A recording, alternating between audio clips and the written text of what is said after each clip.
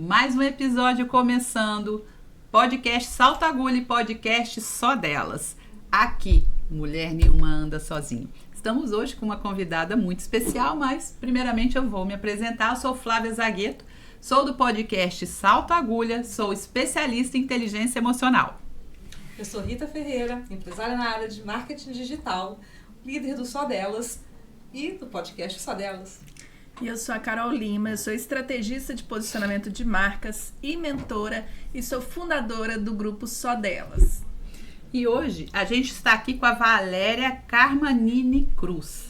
E ela vai trazer uma informação que todo mundo precisa saber. Então fica aí até o fim, já dá o seu like e também já compartilha com aquelas pessoas que vão precisar assistir esse conteúdo. Porque a Valéria, ela é formada em educação física, ela tem pós-graduação em atividades em academia, trabalhou na área particular e também na área pública, na educação física, e ela também tem MBA em negócios e empreendimentos e trabalha hoje com educação financeira. Então a gente tem muito que conversar.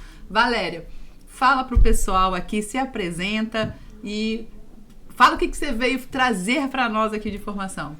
Bom, primeiramente eu quero agradecer o convite para participar desse bate-papo.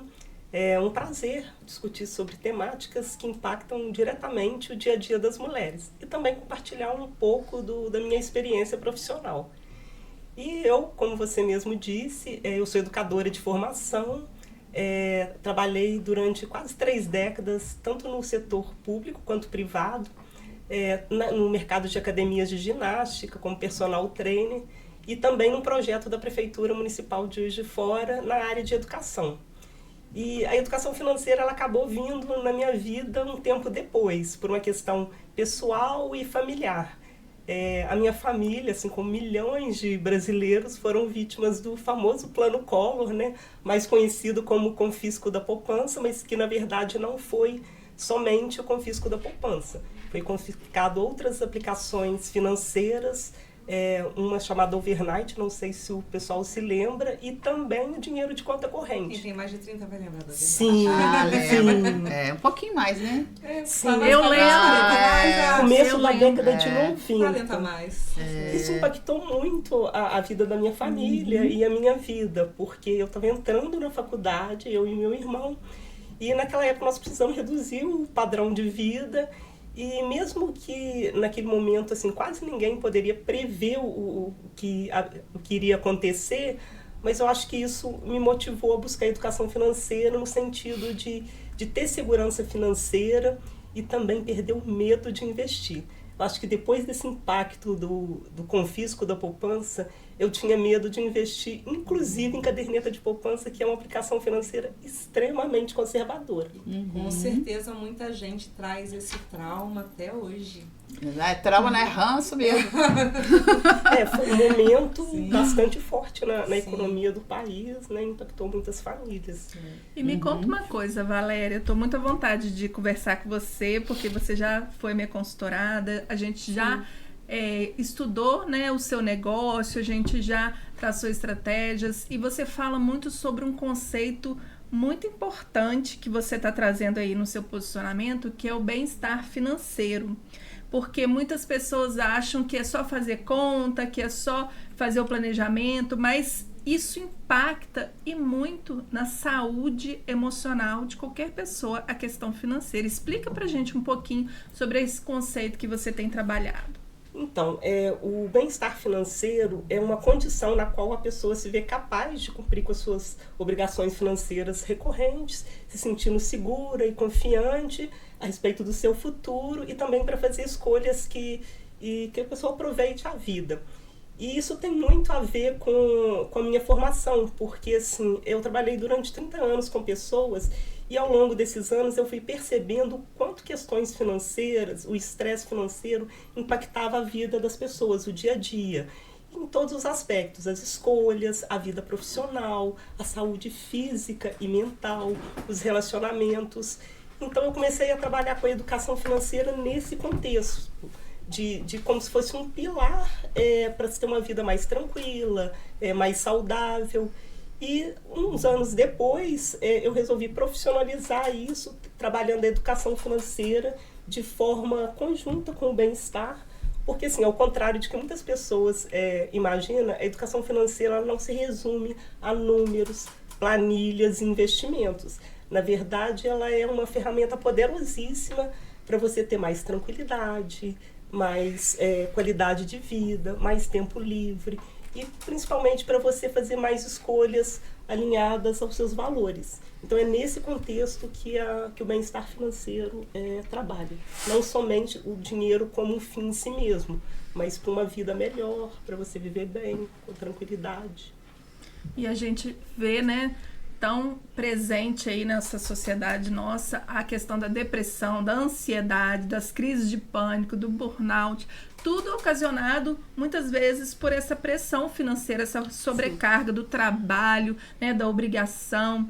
E aí, conta pra gente, quais estratégias você utilizou na prática aí para você ter essa tranquilidade maior na parte financeira, quando você estava trabalhando ali, construindo seu patrimônio?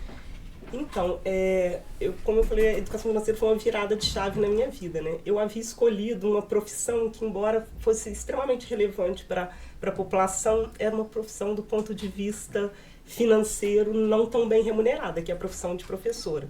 Então, eu busquei educação financeira para aprender a investir, perder o medo de investimento e também para organizar melhor minha vida financeira. Então, assim, com as experiências que eu havia tido com a questão do plano Collor e da minha família, então, desde cedo eu desenvolvi o hábito de poupar parte dos meus rendimentos e, mesmo que pequenas quantias, ir aplicando isso mensalmente. E no início, quando eu fui trabalhar, assim, eu pensava em empreender, né, quando estava com o pai patrocinador, mas o que não foi possível no início de carreira.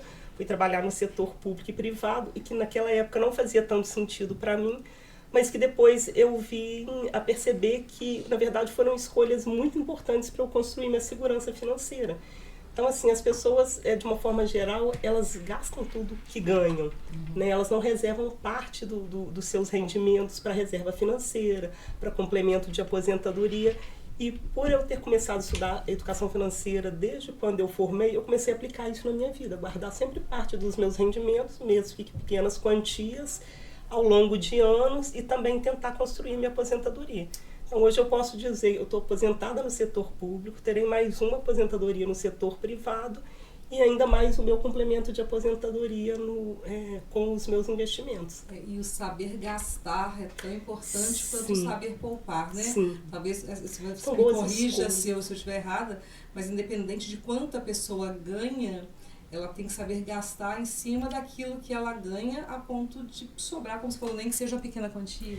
Exatamente, é o que a gente fala, é aprender a viver dentro do seu padrão de vida, assim.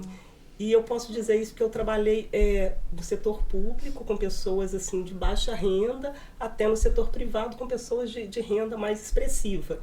E o que eu pude perceber na prática é que pessoas de baixa renda, famílias com renda até de 1, 2, 3 salários mínimos, elas aprenderam a viver dentro do padrão de vida delas e elas conseguiram construir patrimônio até maior do que uma pessoa mais bem remunerada.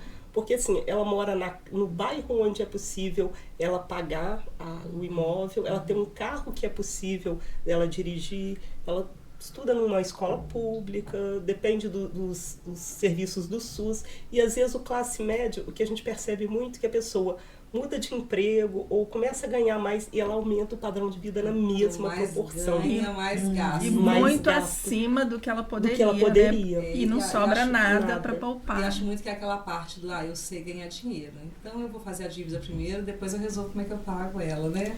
Aí eu dou um jeito de ganhar dinheiro e nem sempre é assim. Isso é uma coisa que a gente sempre fala na educação financeira, aprender a poupar antes de gastar, fazer um planejamento para os gastos que você vai ter, uma viagem, uma pós-graduação, um sonho, um objetivo. Mas o brasileiro tem um comportamento muito imediatista, assim, de viver o momento e não se planejar para o amanhã.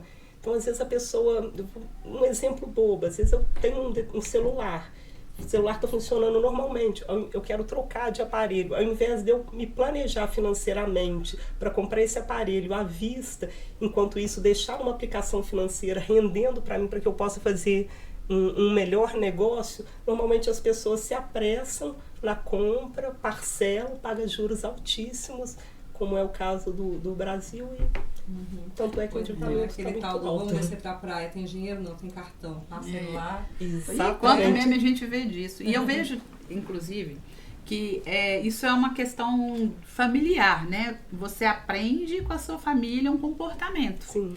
E muitas famílias têm esse comportamento de saber separar, saber fazer essa aplicação e passam para os filhos. Então, você mesmo contou, sua família tinha um dinheiro guardado na poupança e você aprendeu a guardar na poupança. Eu me lembro, quando eu era criança, tinha uns cofrinhos que a gente... esquilinhos, isso!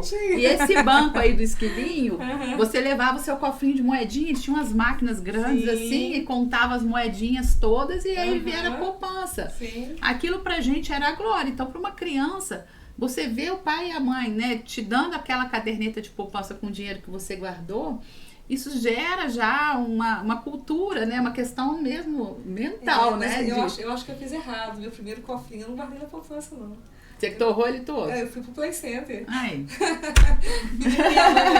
A gente era uma classe trabalhadora, não chegava a ser classe média, mas também não estava passando muito aperto, mas estava ali, né? E eu sempre pedi a minha mãe para me levar no Play Center e era muito caro no Play Center. Muito caro, era um passaporte bem caro.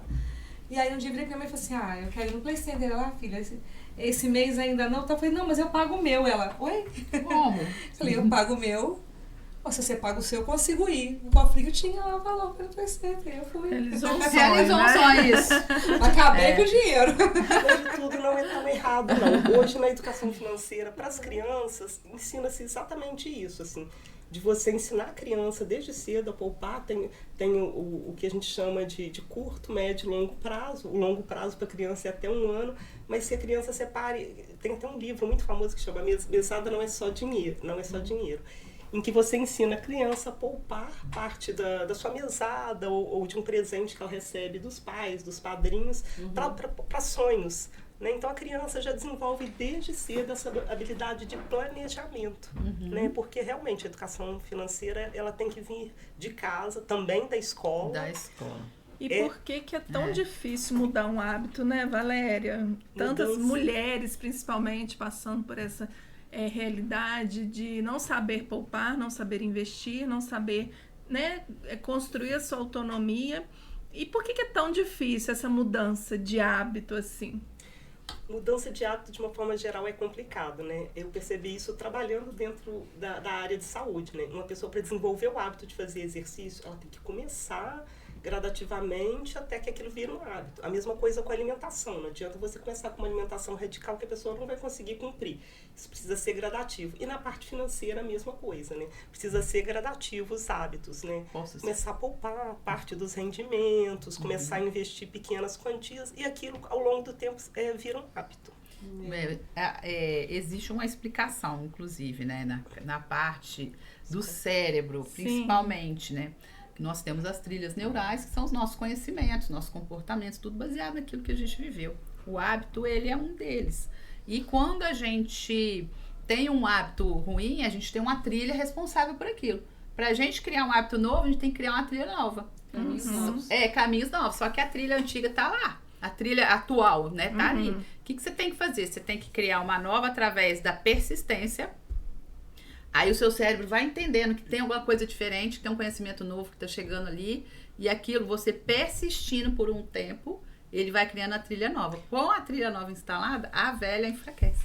E tem esse lance de 21 dias para você mudar o hábito? Tem. Porque assim, para mim, 22, 23, 24 depende não do muda hábito. nada. Depende do hábito. Mais simples. Mais simples, quanto mais simples, mais rápido. Mas quanto mais complexo, por exemplo, parar de fumar, parar de beber, já é mais complexo. E aí já é uma outra questão, inclusive, né? Mas a questão dos hábitos, de você fazer exercício, como ela citou, né? De você se alimentar saudável, exige um certo tempo e muita disciplina. Então, vou até fazer um complemento da sua fala, Fábio. Hoje as pesquisas estão mostrando muito que quem faz exercício físico tende a ter uma melhor organização financeira por conta dos hábitos. Quem faz exercício físico normalmente tem disciplina, tem foco, tem persistência, ela abre mão de uma recompensa no presente em prol de uma recompensa no futuro, de talvez de acordar mais cedo para ir fazer exercício para você ter uma qualidade de vida melhor. E nas finanças a mesma coisa, você precisa ter disciplina, foco, persistência, porque você, na verdade, é colocar os juros compostos trabalhando a seu favor. Você vai começar a investir pequenas quantias até você ter um patrimônio razoável, até você conseguir formar sua reserva financeira, um complemento de aposentadoria. E outros hábitos também, sono, alimentação também está relacionado com escolhas financeiras melhores. Porque se você dorme bem, você tem mais concentração, você tem mais foco. Então tem toda uma relação do estilo de vida, inclusive sim, né? Com as escolhas financeiras. E inclusive relacionamentos, porque a gente sabe que muitos problemas entre casais e até divórcios, né? Vem de problemas financeiros, porque os dois não conseguem ter um planejamento, não conseguem fazer, não conseguem entrar no acordo, começa a brigar por causa de dinheiro, por causa de dívida, por causa de falta. Falta.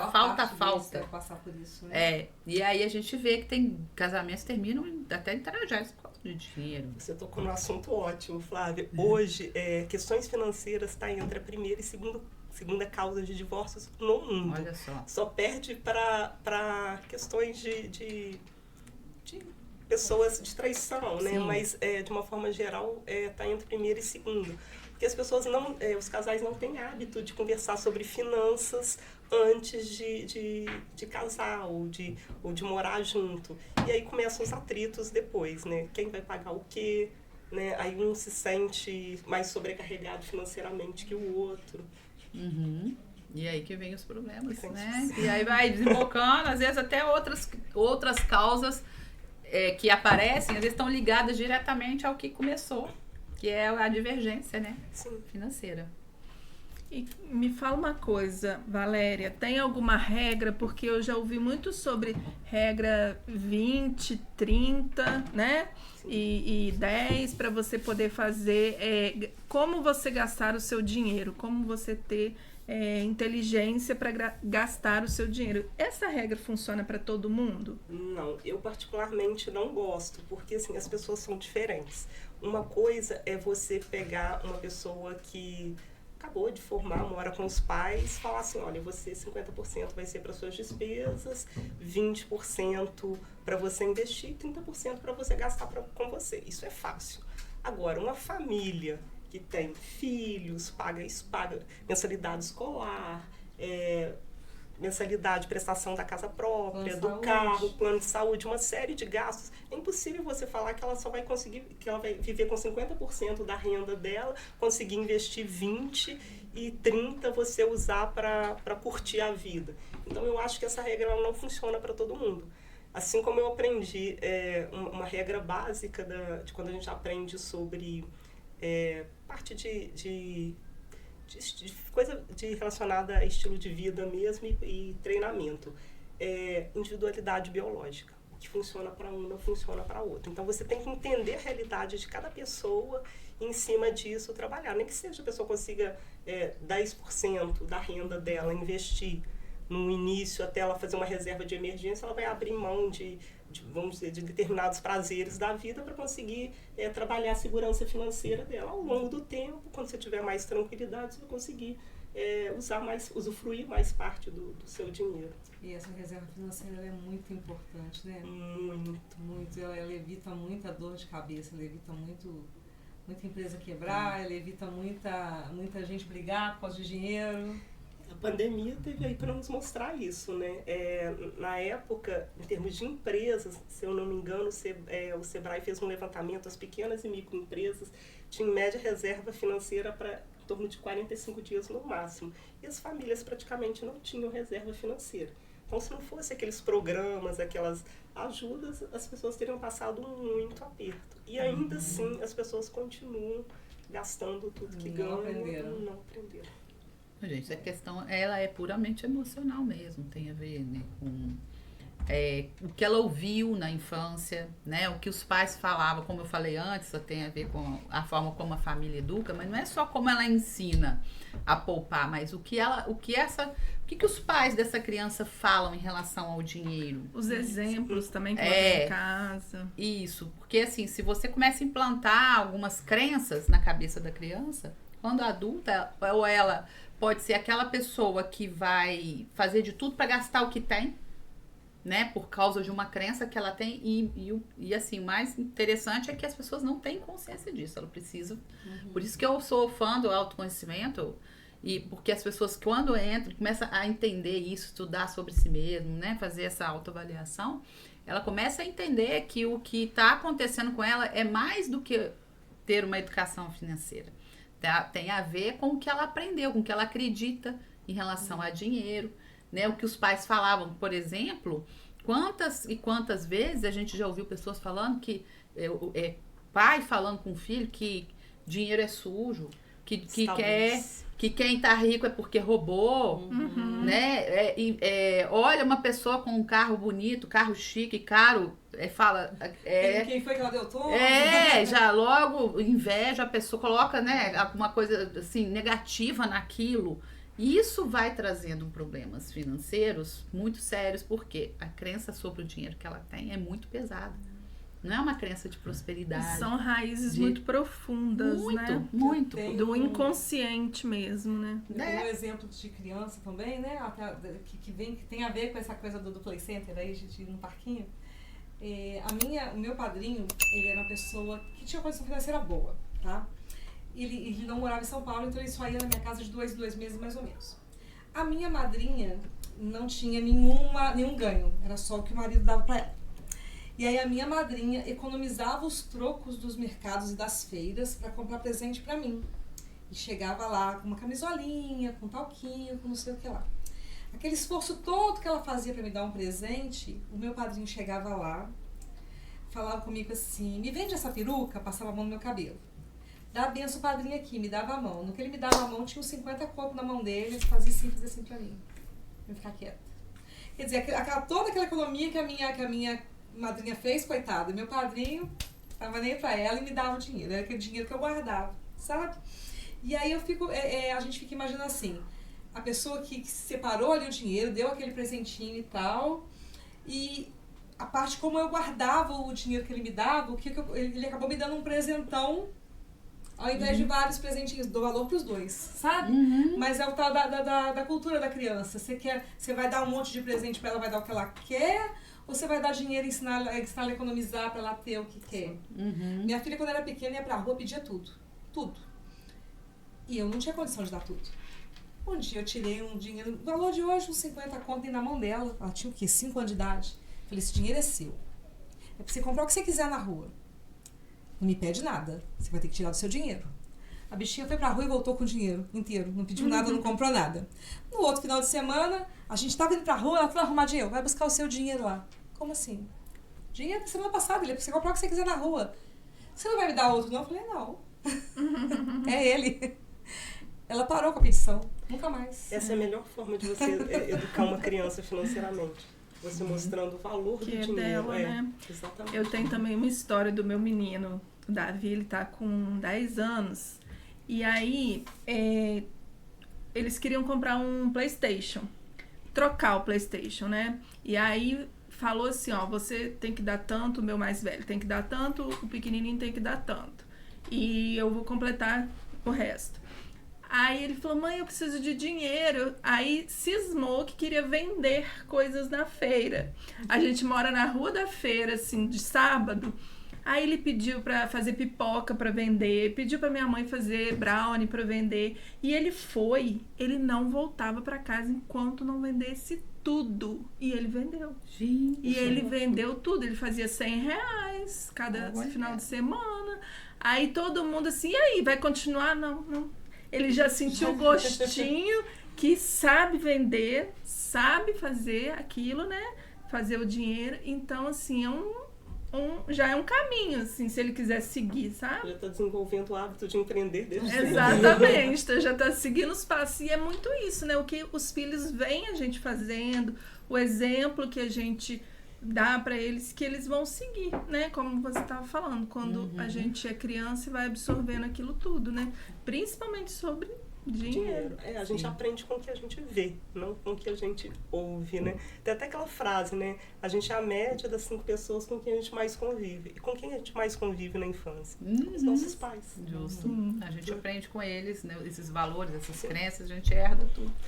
Você faz palestras para empresas, né? Sim. E qual que é a importância de levar para uma empresa, para o corporativo, essa informação? Como que a equipe ganha recebendo esse tipo de trabalho? Hoje eu trabalho em 2 frentes, 3 na verdade, né? Uma é a NR1 aí, recentemente implementou aí a questão dos riscos psicossociais relacionados ao trabalho. E hoje o afastamento por problemas de saúde mental, ele está assim, absurdamente. Tanto esse foi o motivo realmente dessa mudança aí na NR1. E uma das grandes causas de problemas de saúde mental está relacionada a questões financeiras. Não necessariamente que isso aconteça dentro da empresa, né? Mas como que você separa o fato da pessoa estar com um problema, se ela trouxe esse problema de casa e isso vai acontecer dentro da empresa com relação ao desempenho dela, ou como aquilo foi desenvolvido dentro da empresa. Então, assim, hoje tem até uma pesquisa da BFIM que ainda não foi divulgada, foi feita dentro posso até adiantar que foi feita dentro dos consultórios de psicologia. Boa parte dos pacientes hoje chegam nos consultórios com questões relacionadas à parte financeira. A outra também são os CIPATs. Quando a gente trabalha a questão financeira, como eu comentei ali, né, a questão de você dormir bem ou não por questões de problemas financeiros, isso impacta no dia a dia da empresa. Não é só simplesmente você fazer um treinamento para evitar uma segurança. Se você está distraído, seja por uma questão de não ter dormido bem, por estar preocupado com questões financeiras, isso vai refletir ali na operação das máquinas. E também porque hoje um dos grandes problemas que as empresas têm afastamento, né, por questões de saúde física, mental. E quando você trabalha essa questão financeira associada ao bem-estar, é o que eu realmente levo um trabalho um pouco mais amplo, mostrando a importância de você fazer um planejamento financeiro, não simplesmente para você pagar contas, mas para você ter uma vida mais tranquila, para você ter mais tempo livre, para você investir em qualidade de vida, em formação pessoal, desenvolvimento profissional. Então, eu trabalho nesse contexto, assim, do ser humano como um todo, não necessariamente controlar as finanças como muitas linhas de educação financeira trabalham, mas eu trabalho de uma forma mais global. Assim. E com relação, Valéria, a questões de gênero, você percebe ou tem alguma pesquisa que mostra que mulheres não se planejam tanto quanto os homens, ou que elas se endividam mais do que os homens? Existe algum parâmetro, assim, pra gente entender as questões, assim, da expectativa que a mulher, né, sobre ela, recai sobre ela, assim, com relação a endividamento, que eu acho que é uma realidade maior para as mulheres, porque a gente cai muito nas besteiras, né, as blusinhas, as coisas... As né, coisas gente, que... Não é besteira não, gente. As brusinhas da chá, mas que acabam ocupando uma grande parte do nosso orçamento. E com relação ao gênero masculino, tem alguma pesquisa, algum dado sobre isso? Então, por um longo tempo nós tivemos uma participação mais restrita no mercado de trabalho, né? Isso mudou bastante. E é uma coisa que eu sempre falo nas minhas palestras para público feminino. Então, assim, vai somando uma série de questões. Assim, primeiro que nós, mulheres, não é nem questão de gênero, nós temos uma tendência a escolher profissões mais ligadas a pessoas e menos, não tão bem remunerada quanto algumas profissões que homens tendem a escolher mais. Isso já é uma questão. Aí vem a questão financeira. Em média, de acordo com o Ministério do Trabalho e do Emprego, nós ganhamos, em média, 20% menos que os homens. Mas não necessariamente também é uma questão de gênero. É porque, assim, nós mulheres, assim, por estarmos mais sobrecarregadas com questões de casa, família, maternidade, tanto é que a aposentadoria para as mulheres ela é um pouco antecipada em relação aos homens. Então, o fato da mulher ter essas pausas assim com a gestação acaba impactando na carreira dela, no sentido de ocupar cargos de gestão, de menos horas de trabalho, mais bem remunerados. Dedicação. Sim, aí acaba que tem um impacto financeiro no ganho real da mulher. Somado a isso, tem também uma pesquisa do Sebrae que nós mulheres gastamos, em média, 30% do nosso salário com questões de estética. Então, assim, Coisa que antigamente não tinha. Tá explicado, tá explicado Não, ali, tinha. ó, o look da diva. Com filhos. Sim. As mães tendem a gastar mais com os filhos Sim. do que os pais. Tem um outro ponto que chama a atenção. Nós, mulheres, somos mais altruístas que os homens. Eu sempre chamo a atenção disso. Você passa na rua, você vê alguém pedindo, presta atenção, você vai ver mulher contribuindo, quase nunca homem. Então, tem uma série de questões que faz com que nós, mulheres, temos uma dificuldade maior de acumular patrimônio, de poupar, de investir. E tem sim uma pesquisa da Ambima mostrando que mulheres tendem a ter mais dificuldade de poupar do que os homens. E nós também temos a tendência de investir em aplicações financeiras mais conservadoras. E isso também é uma questão que vai impactar o resultado final. Porque, assim, é claro que assim, para você acumular patrimônio, você tem que assumir alguns riscos calculados, mas isso impacta no valor final realmente da nossa reserva. Então a gente vê que é uma situação estrutural, né, que leva a mulher a não conseguir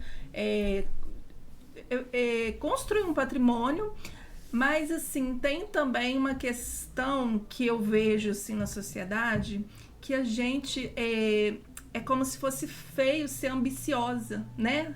Que a mulher, assim, culturalmente falando, que o homem, sim, ele pode ser ambicioso, ele pode ter as metas, ele pode correr atrás dos sonhos, liderar. A mulher, por ela ter tantos papéis ali, né? Como você falou, de ser altruísta, de ser acolhedora, de cuidar. Quando ela busca e encarna esse papel da mulher ambiciosa, ela tem também uma certa rejeição, não tem? Sim, você tocou num ponto interessantíssimo, né? A sociedade cobra isso muito da gente. Ao mesmo tempo que cobra, assim, é importante que a mulher tenha uma vida profissional, que ela tenha o seu dinheiro, mas ao mesmo tempo as questões de casa e família pesam mais sobre os ombros das mulheres. Isso acaba impactando aí na questão do acúmulo do patrimônio e no interesse para buscar conhecimento sobre parte financeira, né? Então, com certeza, isso sim. E aí, normalmente, quando você vê uma mulher realmente lidando com finanças, às vezes causa uma certa estranheza, porque não é muito da nossa cultura. Mas eu acho que isso já vem mudando. Hoje, se você olhar, já tem muito mais mulheres em setores financeiros, na Bolsa de Valores. Assim, ainda existe uma disparidade, mas isso já vem melhorando. Eu queria ouvir vocês duas, minhas mestras Jedi. O que vocês acham sobre isso, essa questão assim? Porque tem muito a ver. O que vocês pensam? Eu acho que a mulher é cobrada em tudo, não só nisso, né? A mulher é cobrada no comportamento, ela é cobrada no jeito que fala, no jeito que veste, do jeito que gasta, né? Como mãe, a mulher é cobrada, como mulher, ela é cobrada. Existe... Não que os homens também não sejam, a cobrança para os homens é diferente, né? Mas para as mulheres a gente sente uma sobrecarga muito grande e por conta disso a gente acaba até querendo assumir um papel de heroína mesmo, de perfeita. Às vezes a gente quer ser perfeita em tudo. Mãe perfeita, esposa perfeita, profissional perfeita. Porque a gente quer dar conta de tudo, para provar que mulher pode. Porque a gente está sempre nessa luta para provar que a gente pode. E isso desgasta a gente, porque a gente está exigindo mais do que precisa de nós. A gente está exigindo ser coisas que não tem necessidade da gente fazer tanto. Né? Não é que não tenha necessidade de fazer, mas é como você faz. Será que você está fazendo isso para provar para alguém ou para a sociedade? Então, acho que existe, sim, essa cobrança. Eu acho que os homens podiam ajudar, né? E ao invés de ficar falando isso, né? Colocando isso em pauta mesmo para ir para frente, Fala, não, vamos acalmar, vamos ser parceiros. Deixa a dividir. conta pra mim que eu pago. Vamos dividir, vamos fazer juntos. Eu acho que eles também mesmo... Existem as mães solas, as mulheres que estão aí sozinhas mesmo, e mesmo as acompanhadas, elas têm que viver provando alguma coisa, né? Para poder ter algum tipo de respeito ali. Eu acho que se a pessoa vê o outro vê o outro como um parceiro ali, não, você não está fazendo tudo que você podia estar fazendo. Então tem essa cobrança ali dentro, né? E mesmo porque bem complicado isso. A cultura ela mudou muito, né? As mulheres até pouco tempo elas não tinham essa preocupação de prover uma casa, né? Elas não tinham não tô falando que é ser certo ou errado, tá? Ser assim ou ser do jeito que é agora, só uma análise mesmo. As mulheres até vamos colocar aí década de 70, 80, né? 80 que esse boom aí de liberdade e tudo, né? Mas as mulheres, elas eram preparadas para casar e cuidar de casa. E não ter renda. Uhum. Então, elas não se preocupavam com isso. Tem um lado bom e um lado ruim. Qual que é o lado bom? Elas não se viram homem para lá, para ele prover a casa. E os homens se viravam. Mas mesmo naquela época, não vou citar nomes, né? Mas eu vi isso acontecer na minha frente. Não era com meus pais não, viu, gente? Sim. Mas eu vi acontecer. Tinha muito homem também, o homem trabalha e põe o dinheiro dentro de casa. Só que as mulheres tinham que ser exímias administradoras. Sim. Porque eles davam tanto na mão que não dava pra nada. E falava. Eu também e o resto guardava. Caso desse. Não, às vezes só realmente não dava tudo, até mais assim. Não se esforçava pra poder melhorar a vida ali. Tava na mão da mulher, aí a pessoa fala assim, nossa, fulano é legal, ele dá o dinheiro dele todinho na mão da mulher. Mas o que essa mulher tinha que rebolar para aquele dinheiro dar até o final do mês? Tinha que administrar com tinha que ter gestão financeira ali, né? Mas assim, aí às vezes ela para comprar um absorvente, ela tinha que pedir o dinheiro. Né? Ela tinha que justificar. Não, tô falando das que ganhavam o dinheiro na mão delas. Elas tinham que dar conta do dinheiro até o final do mês. Ele não podia terminar, não. Eu penso que em termos de responsabilidade, isso só veio a piorar a nossa situação. Porque, assim, a cultura mudou, né, em relação à mulher de uns anos para cá. Só que hoje, colocando assim, nós estamos em pé de igualdade do ponto de vista de responsabilidades e de direitos civis, inclusive de aposentadoria. É uma coisa que muitas mulheres, às vezes, não pensam, né? Tem um dado que eu gosto muito de apresentar, que foi feita uma pesquisa com o IBGE, com os aposentados do INSS. Quase metade dos aposentados do INSS, eles precisam, quando aposenta, precisam de ajuda de parentes para continuar pagando as suas contas.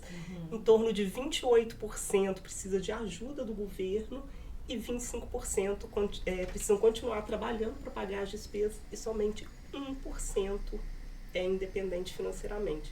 Então, eu sempre falo isso, questões que as mulheres devem, homens e mulheres, mas as mulheres principalmente, porque hoje, se for pensar em termos, houve uma mudança na regra aí da aposentadoria, e se você pensar, a gente tem que pensar em todas as situações. Se você tem um falecimento de um cônjuge, não necessariamente você vai receber 100% daquela pensão, vai depender do número de filhos, da idade dos filhos. Então, hoje esse peso financeiro está muito grande em cima das costas das mulheres. Por isso que eu sempre falo de uma das coisas mais importantes na educação financeira para as mulheres é segurança e liberdade. Segurança para situações como essa e liberdade para você não ficar presa em determinadas situações, para você não ficar presa num relacionamento que não faz mais sentido para você. Muitas vezes um relacionamento abusivo e que muitas mulheres não saem do relacionamento porque não são independentes financeiramente no sentido literário da palavra, né? De você não estar num emprego que não te faz feliz, numa empresa que você está sofrendo assédio moral, muitas vezes até assédio sexual, porque você não tem um mínimo de reserva financeira para poder mudar de carreira, ou uma mulher que quer empreender, por mais que você consiga empréstimos para você começar o seu negócio, para capital de giro, mas você tem que ter uma reserva financeira pessoal, porque até o seu negócio começar a dar lucro. Então, são dois pontos importantíssimos que eu gosto de chamar a atenção para as mulheres. A questão da liberdade para fazer o que quer e a questão da segurança financeira. Me fala uma coisa, Valéria, que você está colocando várias minhoquinhas na minha cabeça. Quando a mulher não tem, assim, não fez esse planejamento, vai começar hoje do zero. O que que ela deveria começar? Por onde? Por essa reserva financeira, pelos investimentos, pelo complemento da aposentadoria? O que que você indica, assim, o passo a passo para ela começar, assim, com um método para ela realmente colocar as energias aonde precisa colocar? Uma prática, né? A primeira coisa que a gente sempre fala é a pessoa olhar para a sua vida financeira, assim. Uma sugestão é colocar os gastos durante um mês e olhar para quais setores estão indo os seus gastos e ver onde existe excessos, onde você pode cortar, onde você pode reduzir para você começar a construir essa segurança financeira. A primeira coisa que a gente fala é reserva financeira, que é uma quantia assim que a gente fala, isso vai depender, mas é uma média aí de uns 6 meses dos seus gastos mensais, podendo ser mais ou menos, dependendo da área que você atua. Vamos supor, se você for um servidor público, você tem ali os seus vencimentos garantidos, talvez uns 3 meses já seja suficiente. Agora, se você é um profissional autônomo, um vendedor que tem renda variada, então talvez um ano já seja mais necessário. Então, primeira coisa, reserva financeira. E essa reserva financeira, normalmente, ela fica numa aplicação financeira que tenha liquidez, que você, sim, que tem um nível de segurança e de liquidez que você possa resgatar facilmente, sem muitas perdas, em caso de necessidade. E a partir daí você ir fazendo também planejamento de aposentadoria ou uma aposentadoria complementar. Hoje tem planos de aposentadoria que você pode conseguir numa corretora, num banco. E também objetivos financeiros que a gente chama de curto, médio e longo prazo. E aí o que você quer? A compra da casa própria, carro, e você separando parte desses valores mensalmente para esses objetivos. E colocando em aplicações financeiras relacionadas àquele período. E, Valéria, tem pessoas que não fazem seguro de nada, não se precaver em nada. O que você acha disso? Porque assim, isso é como se fosse um dinheiro sem volta, né? Plano de saúde, seguro de carro, seguro de residência, seguro de vida. Se você for ver, é muita coisa realmente que você precisa desembolsar ali. Mas sim, se você hoje fosse orientar alguém, né, o que seria o mais importante disso tudo, tirando a previdência, né? Porque não tem só o plano de previdência, tem várias formas de você investir e ter, né, o dinheiro no futuro. Mas nessa questão de assegurar alguma coisa. Eu acho que a pessoa tem que olhar para a sua própria vida. Por exemplo, vamos supor uma pessoa que trabalha, que usa o seu automóvel para trabalho. Então, talvez faça sentido ela fazer um seguro de auto. Vamos supor uma pessoa que arrime de família. Então, talvez faça sentido ela fazer um plano de vida, né? Caso o cônjuge venha a falecer, a família fica segurada. Então, eu acho que isso vai depender da pessoa. Acho que cada um deve olhar para a sua vida o que é necessário. Normalmente, médicos, profissionais que fazem uso da voz, das mãos, então fazem um seguro daquilo que pode ser um risco para ele em caso de um imprevisto. Então, isso tem que ser um planejamento de acordo com a área profissional, ou com a família mesmo. Porque a gente não pensa nisso e vem aquele gasto gigante que você não estava esperando. E aí você não tem o dinheiro, você tem que se endividar para poder pagar. Lá em casa aconteceu há pouco tempo uma chuva forte que teve aqui na cidade, e eu moro no alto e venta demais. Então o vento estragou os toldos da parte de fora e quebrou um vidro. Eu não tinha seguro de casa. E aí foi nesse prejuízo aí uns 6 mil reais. Para fazer o seguro, que cobriria isso, mais um tanto de outras coisas que eu já fiz em seguro, tá? Depois disso eu fiz. Tá vendo como é que a gente aprende? Ou no amor ou na dor. Eu aprendi na dor. Então, quando você faz o seguro, lógico que eu tô dando uma referência aqui, mas é de acordo com as coberturas, tá? Isso não é referência de seguro para ninguém. Cada um aqui seria um valor. R$600 por ano. Nossa. No ano. Então, assim, se eu tivesse esse seguro, não precisava ter gasto 6 mil. Ou seja, 10% do valor. É isso que eu sempre falo, quando a gente vai fazer um planejamento, na verdade, muitas pessoas não fazem planejamento, né?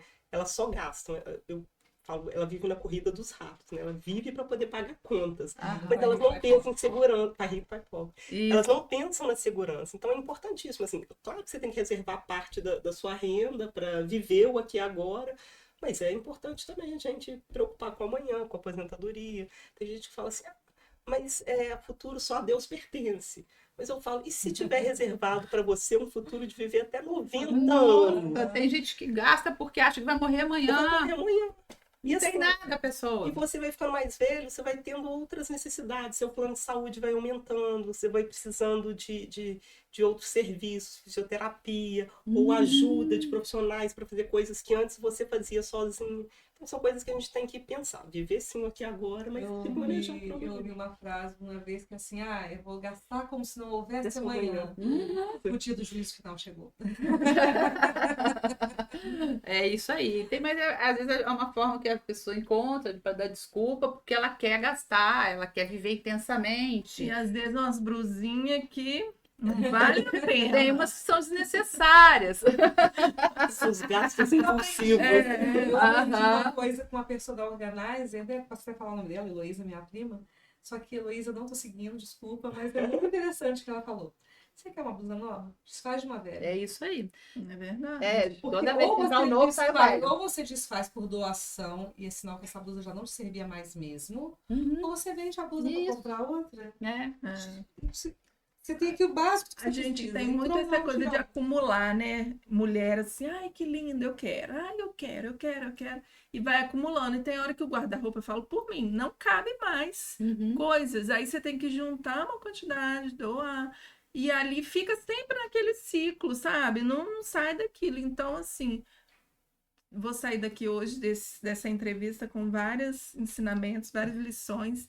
E eu queria que você deixasse, Valéria, para quem for precisar de uma palestra sua, para quem for precisar contratar uma palestra, fala um pouquinho assim desse trabalho que você faz também voltado para os colaboradores, né? Que eles precisam assim, entender sobre tudo isso aqui que a gente conversou e como que isso impacta para as empresas na produtividade desse funcionário, no equilíbrio emocional, no bem-estar desse funcionário, quando ele tem isso tudo muito bem organizado.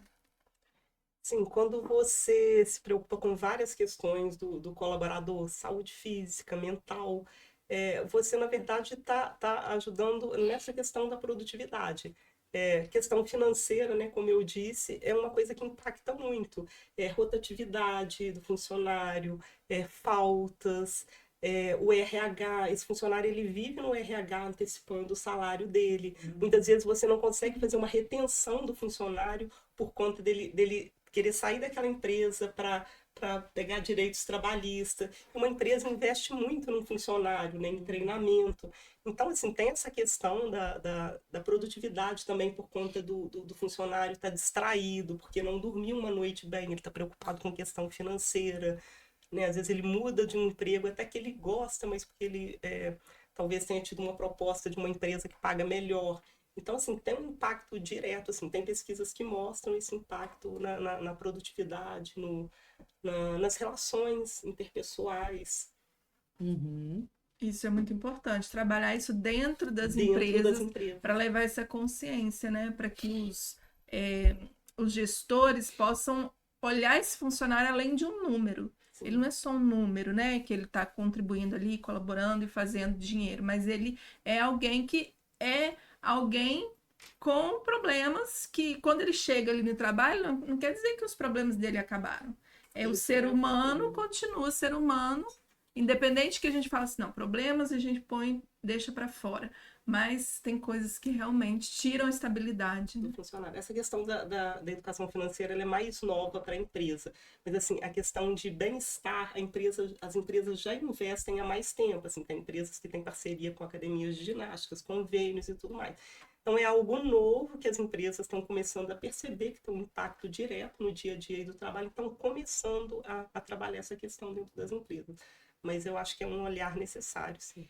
Nossa, e esse assunto é vasto, é importante, né? E a gente teria tantas coisas para falar mais, mas o nosso tempo está chegando ao final, infelizmente. Mas antes da gente finalizar, vamos lembrar, né, que pensar em saúde também é uma forma de você prevenir para o futuro. Por isso, o laboratório Sagioro e a farmácia de manipulação Arcanjo Miguel estão com a gente nessa jornada, apoiam o nosso trabalho, estão disponíveis para vocês cuidarem da saúde de vocês. E também queremos agradecer ao Compadre Grill, Costelaria, que está localizado no Bandeirantes, e a Flexotex Gráfica de rótulos e adesivos. E para a gente fechar, deixa a sua mensagem para os telespectadores, o seu contato, suas redes sociais, para que possam te achar. Bom, primeiro eu queria deixar a seguinte mensagem: invista em você, no seu conhecimento, na sua qualidade de vida, mas também tenha um planejamento de aposentadoria, tenha uma reserva de emergência, porque assim, momentos sempre acontece, a gente não, imprevisto sempre acontece. Viva assim o aqui e agora, mas não deixe de pensar no amanhã, porque o futuro que a gente quer construir depende das ações que nós tomamos no dia a dia. E os meus contatos é Instagram, @ValériaCarmanini, LinkedIn, Valéria Carmanini. E quem quiser pode entrar em contato para trocar ideias, sugestões de livros, a gente está aí à disposição. Maravilha, e que a gente possa continuar esse assunto, né, num novo episódio, trazendo novas nuances sobre esse tema que é vasto, é importante, é necessário, né? Vocês querem falar mais alguma coisa? Eu ia falar que passou rápido. Vamos falar de dinheiro é muito bom. Amei. Aprendi muito. Muito bom. A Valéria é uma pessoa que a gente já conhece há algum tempo, também faz parte do Só Delas, sempre trouxe muita coisa boa ali, sempre disponível ali para tirar dúvidas, para poder ajudar a gente. Muito legal, gostei muito, Valéria. A gente agradece muito Obrigada a sua participação, Valéria, foi ótimo. Obrigada, gente. Então a gente fica por aqui. Deixa logo o seu like para fortalecer o canal e até a próxima. Tchau, tchau.